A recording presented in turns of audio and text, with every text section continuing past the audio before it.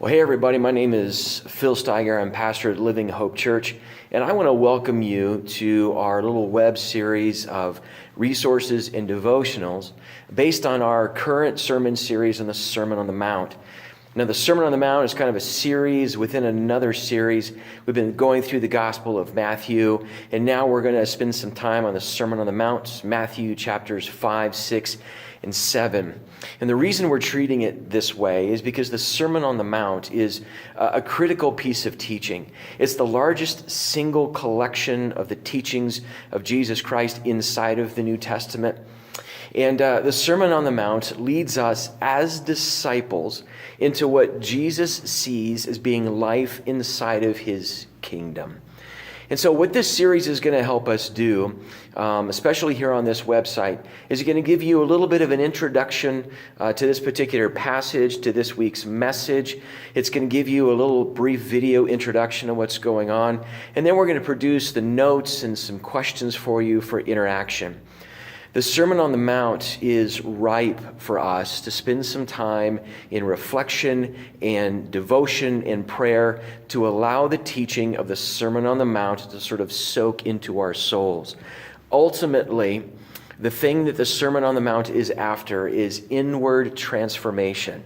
Christ is going to tell us that our righteousness is supposed to exceed the righteousness of the Pharisees. Now, that's actually only possible if we look for righteousness outside of ourselves to become a part of these lives. We can't produce more righteousness. It has to be something that the kingdom of God does within us and then works its way out into our lives. This week in the sermon, we're dealing primarily with chapter 5, verse 1, and the very last chapter of Matthew chapter 7. So in the introduction to the Sermon on the Mount, it tells us that the crowds have gathered around Jesus and he begins to teach them. At the very end of the Sermon on the Mount, it tells us that the crowds were amazed at what Jesus taught and that he taught with a unique authority, not like the teaching they normally got from the scribes and the Pharisees.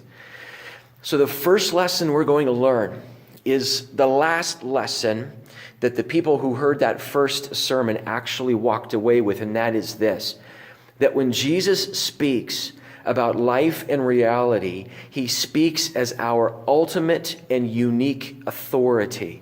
And so as disciples and followers of Christ, when we listen to the Sermon on the Mount, we are hearing our authority on life speak to us about what it is supposed to look like.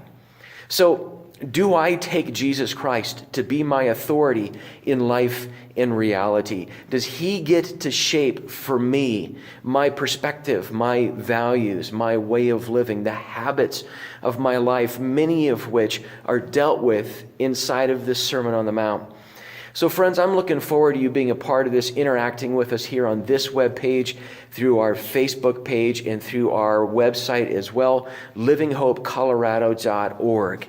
So let us know how things go as you work through this sermon series, as you work through these devotional tools and notes. And it is my prayer that the Sermon on the Mount will have its unique and powerful effect on you, that the kingdom of God will begin to work inside of your life, inside of our lives, so that as according to the prayer of Christ, the world may begin to see the kingdom of God here on earth. Thanks, guys, and we'll see you soon.